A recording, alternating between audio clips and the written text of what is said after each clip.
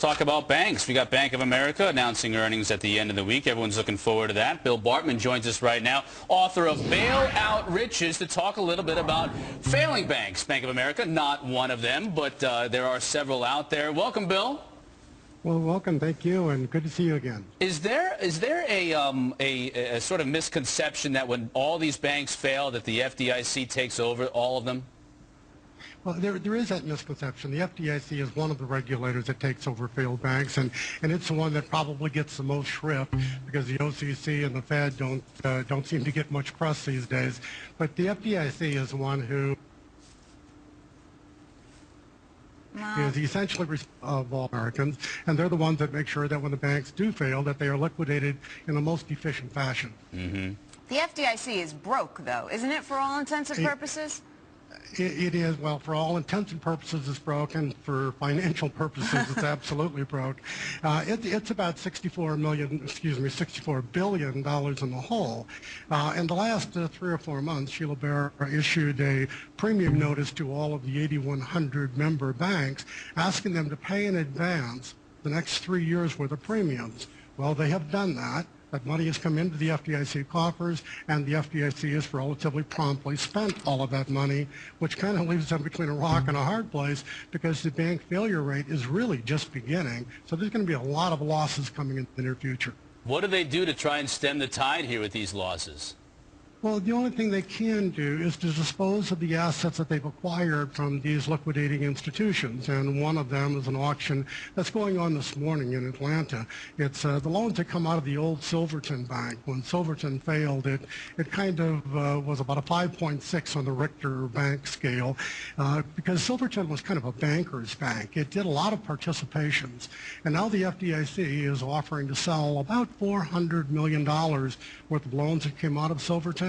But the banking group, the banking industry, the Community Bankers Association, has actually filed an injunction against the FDIC, asking the FDIC not to sell those loans because of the negative impact it would have on other, still, we'll call them healthy banks, although that's probably a misnomer. Bill, is some of this necessary? I mean, did we get ahead of ourselves? There were banks popping up on every corner when things were going well. People were very readily making loans. It was easy. Is some of this just the necessary part of the consolidation process? It absolutely is. We in the United States now, with 8,100 banks, and during the last crisis, we were up to over 12,000 banks. And I'm not talking about branches. On branches, we have 125,000 branches. We have more banks than there are Walgreens or Walmarts. Now, Wow. To me, that just tells us what's wrong with the system. We have too many competing for too little of the profit. And quite frankly, that means there's going to be a whole bunch of banks that go out of business just because, quite frankly, there's not enough to sustain them. Bill, certainly what we've seen with the other banks taking over these banks over the last couple of years, they've been getting them at great deals. I mean, fire sale prices. Do you think that market will continue once the FDIC starts to securitize these assets and sell them off? I really do. I think we've just begun to see it. Now, I lived through the last crisis, and as some of us did, and quite frankly, we were very fortunate to be at the right place at the right time and to be a buyer when the FDIC was a seller. Well, lo and behold, deja vu, here we are again.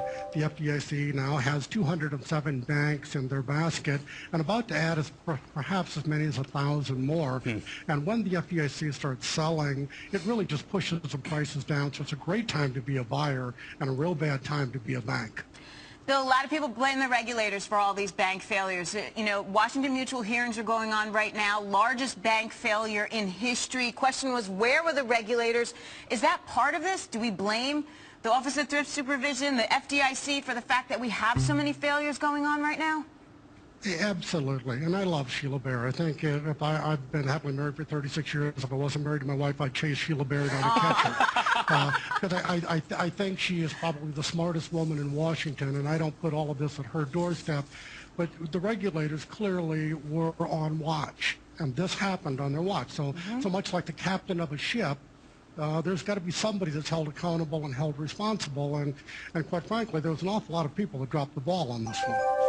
Bill, when the FDIC looks to sell the assets of any particular bank, are there certain asset classes that are much easier to sell than others, and how will they go about that process? Absolutely. The asset classes that are the easiest to sell are the ones where there are the most buyers for, and that means a product that is relatively commoditized. So commercial real estate and residential real estate, the FDIC has already sold about $4 billion worth of that product already in the last year and a half. Now, the private banks are selling a different product. They're selling consumer loans and charged-off credit cards. And last year alone, they sold over $8 billion of that. So there's quite frankly, a pretty aggressive sales campaign going on, both by the government and by, we'll call them, the healthy banks. Bill, thanks so much for giving us your insight on all this. You're very welcome. Thank you, and have a great morning. You too. Bill Bartmann, author of Bail